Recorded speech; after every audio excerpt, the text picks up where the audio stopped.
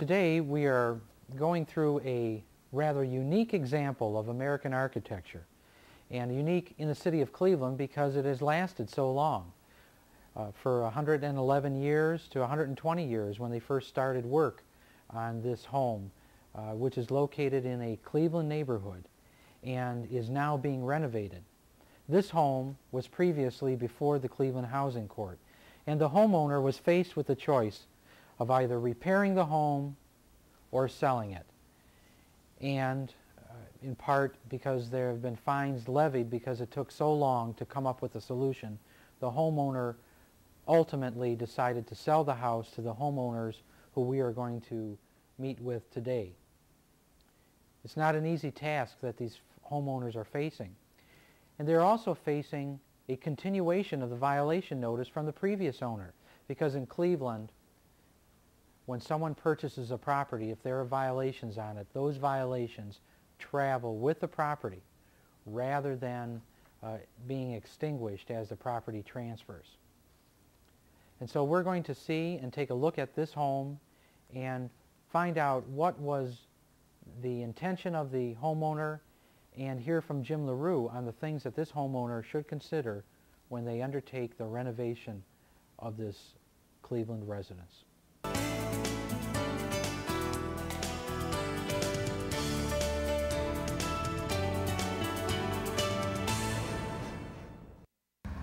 Here we are today with Mary Elliott, who is the criminal case coordinator for the Cleveland Housing Court.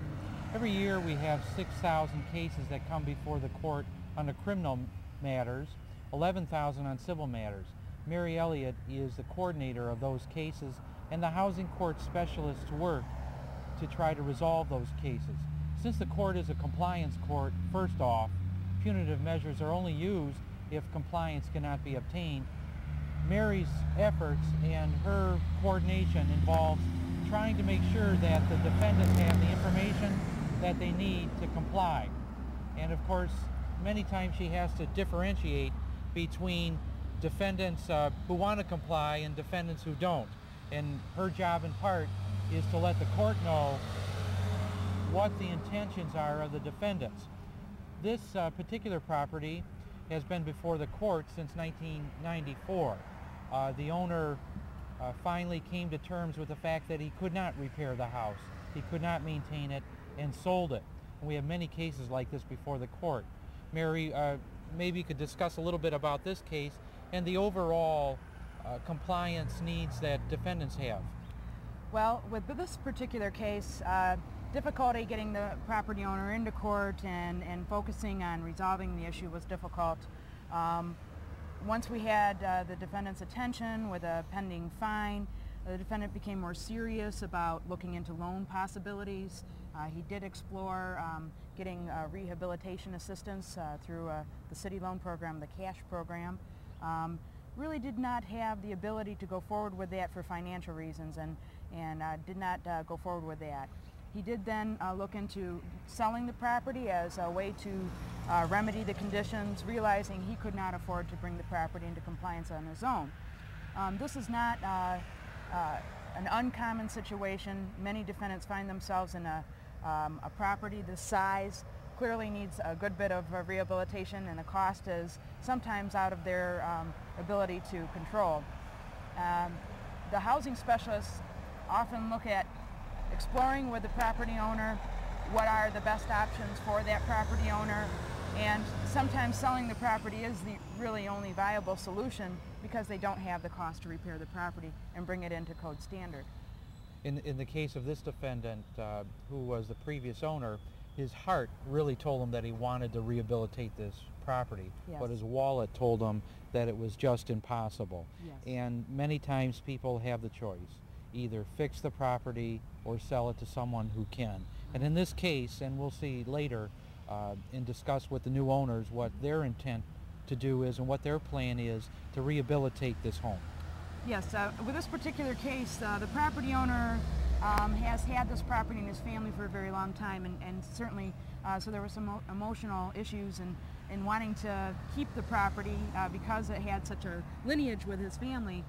However, he wasn't bound to have to live here and that gave him a little bit of flexibility because he wasn't living in the property, and so you know, it wasn't in a hardship situation where he had nowhere else to go. Okay. So. But the end result is that he sold it to someone who is in the beginning stages of rehabilitating the property. The neighborhood is better for that decision because this home that has deteriorated, although it's lasted 120 years, it needs a number of key and important items to help it last into the next century, Most definitely. which is just a few years away. Right. Well, without some immediate roof repair, it's in an imminent danger of deteriorating quickly. And the new owners are living here. They will be living here. They're working very hard to bring it into code standard. Okay. Thank you very much. Thank you. We're here today with Michael Hart, the new owner of a very old home. And this is one of the unique homes in the city of Cleveland. In fact, a rare example of its style, the Queen Anne style with Eastlake influences. And Michael Hart has undertaken this task, which is no small task, which is to renovate this home. And Michael, what led you to do this? It is a big undertaking, but I felt that it wasn't a project that I couldn't handle. It's a beautiful home, and I want to see if I can put my skills to work and preserve this house and bring it back to its original condition as much as I possibly can. Now, in renovating an old home, and this home had previously been before the housing court, there are many things that people learn about the development of Cleveland and when researching the home itself. And many times going through a house of this quality that's deteriorated this much feels like you're walking through the remnants of a great civilization. And I think you can see that in the elements of this house. This is a unique room, and it's the dining room of the house. In fact, a very formal dining room. The woodwork, the beam ceilings, and there's some unusual features as well. I noticed there's a button on the floor here. What is that about? That is the servant's bell. It probably rang in the kitchen and on the third floor. And the table I sat here, and this was the head of the table, and when he needed something, he hit it. This is definitely one of my favorite rooms. Mm-hmm. Well, I can see why it's your favorite room. So it was so formal that there was a button on the floor to call the servants to come in. Right. To the room. In addition, there is a beautiful sideboard that's built into the wall.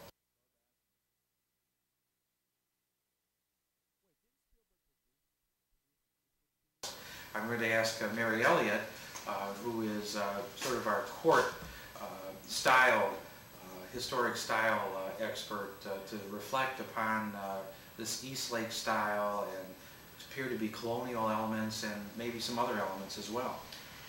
Well, this house is representative of many styles popular in the late 1800s, Victorian era. It's considered a high Victorian because it has so many ornate details and was built in the period which the Victorian style was most popular, so it's a high Victorian home. And it does have several styles that are represented. In this room, the dining room, there's a good bit of colonial revival detail. And this bench, the window bench, the feet and the arms are representative of a style known as Second Empire style, which is earlier really than the Victorian era, but clearly used here. And this now that Second Empire style was more of a French style, wasn't it? Sort of a Napoleonic type right, style? Whereby the colonial revival style, an American and English style that is revisited later, closer to the turn of the century, is what the most of the room has in this room. In the front room, the front parlor, there are more Eastlake details, which is a style that was created through a person by the name of Charles Eastlake, who developed tooling to carve ornate details in wood in England in the late 1800s, and that's when the Eastlake style became most popular. Now, the interesting thing, Michael, is that you're going to know more about styles and eras of Cleveland and construction methods than you ever thought you would. Oh, yes. And that's part of the plus side of renovating a home such as this, is that you learn so much about American culture and the development of a great city like Cleveland. I've learned a lot, and that's what help keeps you going, is everybody who comes in here gives you a little more information that you didn't know and helps you out. And you're right, I'm learning so much, and it's hard to retain a lot of it, as a matter of fact. That's what keeps it interesting. Now, we'll be going through the rest of the house with Jim LaRue, who knows as much about an old house as anyone that I know, and he's going to tell us some of the elements of the house and things that we need to look at. Jim, you've worked with hundreds of families in renovation of their home and figuring out what's wrong or what direction they should go once they start renovation. Where would you even start in a project like this? Well, you know, over the years I could have become a marriage counselor, working with couples well, that... I think you were a marriage counselor, weren't you? that get involved in a project, and it's so overwhelming that pretty soon it becomes bigger than either of the persons involved. But the family working on this one are really getting at it the way I've usually recommended, and that is you start with the mechanical systems first, and you check on the structural integrity of the building, and then you deal with all those things first. And once those are in place, then you can start doing it a piece by piece by piece. There's a system to how a house goes together. You start with the structure, and then you do your mechanicals, and then you do your surface materials, and then you do your trim and your finish and your floors, and then you decorate. And if you get any of those things out of order, then you end up with it eating you alive. And the other thing is, when you're working on the house, maybe doing it piece by piece, and if you're doing it yourself, and I'm primarily here thinking about doing it yourself. If you hire a contractor, then you can have them come and do all the plaster work. But if you're doing it yourself, to take one room at a time and do some do the basic stuff and then the plaster and whatever, you're not every night coming home to the whole house as a problem. And you begin to have rooms that are giving you some positive feedback. In other words, you come through 3 rooms that you've already finished and you're encouraged to do the next one. If you're trying to do the whole thing all the time, that's what eats people alive. I see. Okay. So he started with his mechanical systems here. This is a beautiful job done with this hot water tank and the shut-offs and the overflow valve, which is very important. Everything has been done, obviously, to code, and he's upgraded at every level. And we'll notice here in a moment the electrical system. Houses used to have 60 amps of current coming in, and then we went to 100. And now with all of the various pieces of equipment that are in a home, he has gone to 200 amps, which now makes it possible to deal with a whole lot of new additions, and it expands it to the future. In fact, why don't we just take a look at that? Well, in fact, it's sort of interesting, when this house was built, there wasn't electricity in the home. This was fueled by gas. That's right. Well, there are gas lines in the ceilings, and I've had some scary moments over the years where the gas lines were opened, and crews put light fixtures screwed onto the gas lines, which is not a good idea. Let's just take a look here at the...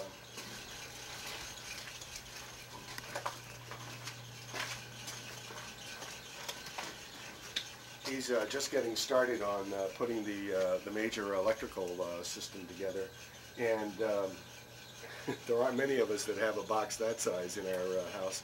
And what he's done is allow himself an enormous amount of room to expand in the future. Well, and of course, in part, it's because Michael is an electrical contractor that he wants to have the best in his home. Right. And this certainly is. In fact, it's a work of art. It's mounted on a piece of plywood, as it should be, but it's almost like a work of art sitting there. Good electrical work, good plumbing work, and good heating work is a work of art. And of course, when you see the old wiring here in wooden chases, and of course this came in after the house was built with levers for breaker switches. You see what this was, but this could end up in a museum too, I think. He's got a lot of things could end up in a museum. And of course these wine barrels, as Michael spoke about earlier, there was a lot of self-sufficiency here, making your own liquid refreshment. Indeed, Bootleggers Anonymous. So dealing with the mechanicals is the first thing, and then the next thing is structural stuff. Is the framing solid? Are the pillars that are supporting all of the joists solid? Are the sill plates basically solid? And as we roamed around here, they are. After all of these years, they're still solid. Now, there is some structural damage on the third floor, and we'll go up there in a moment and show you Okay. that. But this house is on a firm foundation here. It's really solid, and some unique structural things. There's a cantilevering, which is a wall out on top of another wall that's in here, and it's solid as a rock. So structurally, the place is great. It's the roof where there is some damage, and that'll need to be taken care of. You know, it's going to cost a great deal of money to renovate this house, less money because the homeowner is doing the work themselves. Oh, yeah. But to build a home like this... No, it doesn't even compute. It would cost $500,000 probably to build a house like this. Build a house. Yeah. And I see right behind you is one of those old gas fixtures. Yep. The entire house, there's a history in every phase of this house. Yes. Every wall shows one section of history, and then the next one will show another section of history. There is well, it's what, 1840 this house was built, or 1860? No, you know, it was about 1880. 1980. Well, there's plenty of history. Yes, I just wanted to talk about a couple of other things. Yes. Jim, we're looking at the interior of the roof through the attic. Is there something that we should be looking for on this? Well, first thing I'm looking for is what kind of sheathing we have under here. If there are large gaps between the pieces of sheathing and the boards, then we're going to need to put plywood sheathing down on top of this first before we put the new roofing. But the good news is that there's not large gaps here, and they'll be able to simply put the felt paper down on this roof and then go with the new shingle after the old roofing is taken off. So basically this whole area is looking pretty good. But there is one area down near the gutter that we can see from the second floor that's pretty deteriorated, and it's something that's going to have to be tended to before they work on this roof. And we'll look at that next. Yeah, let's look at that. Well, right, you can see here that there's been some damage over the years, and you notice how I keep saying over and over, with a little maintenance you wouldn't have the problem. Right. This is in a valley on the main roof, and a gutter which apparently had backed up over the years for many, many years. And we've got rotten roof sheathing. We've got that top plate on this wall which is rotted. We have a rafter that's now rotted, and so this whole section will have to be reconstructed and made secure before they start working on the roof surface. It looks like the water even gotten into the interior of the room, and this one Probably did. stud is rotted as well. But these are the kind of structural things that you have to address before you get started. And why this family is doing such a good job with this place is that they're pulling off the wall surfaces to see what's behind there, because there's surface damage obvious. By pulling off those wall surfaces, then they see this damage, and then they can treat it, and not be halfway down the road and discover that they have a weakness in the structure, that they're going to have to tear it all out again. Here's an interesting piece too. They have 10 fire stops here. Isn't that interesting? It sure is. I haven't seen that very often.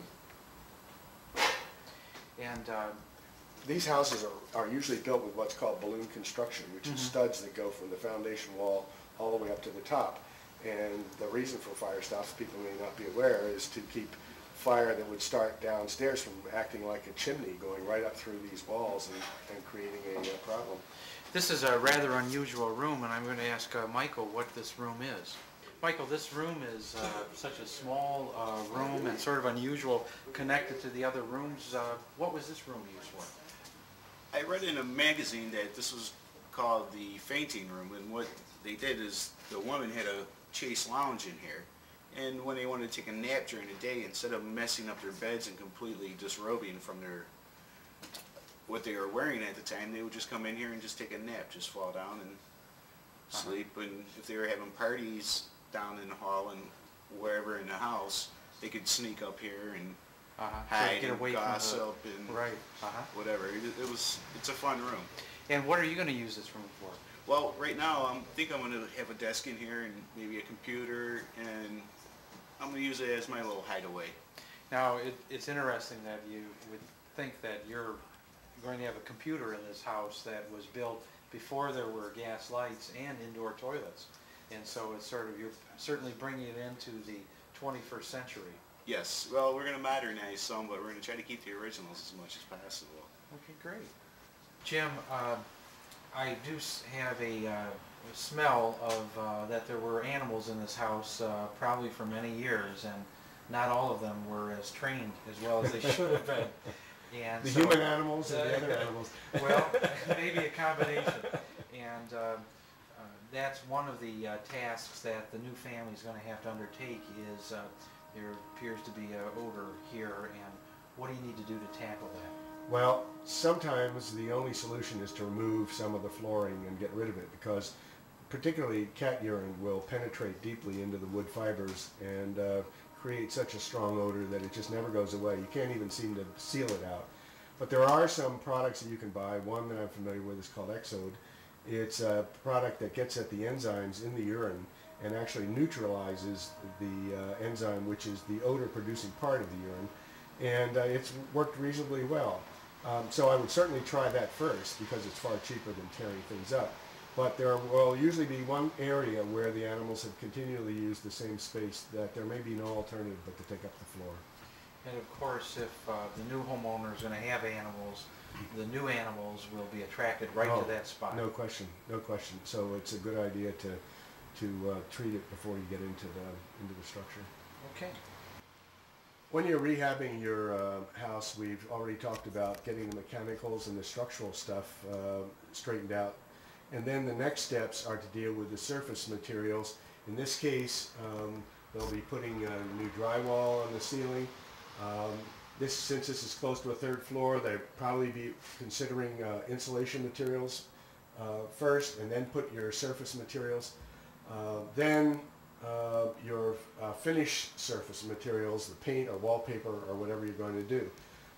It's so important to not get one thing before the other. You always start with your structure and your mechanicals, and then your surface materials, and then your finished materials, and that gets you into cabinets and other stuff like all of these beautiful staircase railings that are part of this house. When all of that is done, then we go to the final item, which is floors. We obviously don't want to get floors done before we've done all this other work, or we're going to spoil the surfaces. So the last thing we do is the floors, and then you're ready to move into your rehabbed house. Jim, there are thousands of cases that come into court in which people are facing thousands of dollars worth of repair on their home. And it's costly. Many times people don't have the money to repair their home. And many times they have to, if they can, obtain a loan. But many times people aren't even bankable to obtain a loan. What are we looking at? We're just looking through a home and what's required in that home, although this is somewhat of a rare example because of its age and also amount of deterioration. But what should people be expecting as far as the cases on their own individual home? Well, a general rule of thumb that I've used over the years, and it's evolved so that the price has actually gotten a little bigger, is that if people are doing basic maintenance on their house, which means you put the caulk where it's needed, you put the crack fill in the drive where it's needed, you paint the spots in the areas that are now just lightly deteriorated, you put a little roof cement at a critical point, you put some caulking or a special repair material on a porch, second-story porch, because we have so many of them. My guess is that it costs about $60 a month to do just basic maintenance and support of a house. Now that would include a visit from a plumber once or twice a year, maybe the heating contractor or a roof leak, or the kind of things that may cost you $50 to $75 for a visit. And if people do that kind of regular maintenance, the chances are that the major expenses will be much, much less. So for example, a few dollars spent on a driveway can make a driveway last 25 or 30 years, as opposed to letting it go and then water gets on the side of it and it heaves and creates a problem. Then we're talking about some major expense. Now, in order to do the major improvements or repairs on the house, like a new roof or a new driveway or redo the garage or whatever, in many cases we're talking $4,000 to $6,000 to $8,000. And in order to cover those over a 20-year period, which you're going to have to, you can just about count on having to spend close to $200 a month total on a regular basis to deal with both maintenance and improvements over the life of a house. Jim, many times people come into court and they seem very surprised that it's going to cost them money to repair their homes. And many times I believe that they're of the opinion that they shouldn't have to put the money into their home. But they've made the choice to become an owner-occupant at times, sometimes an investor-owner, and think that they can get by without doing this maintenance. And I know many times they'll allow things to continue. Gutters clogged, which leads to other problems. And unfortunately, the only thing that happens is the problem seems to become more acute. Mm-hmm. It's constant, and I think that people think a house will last forever.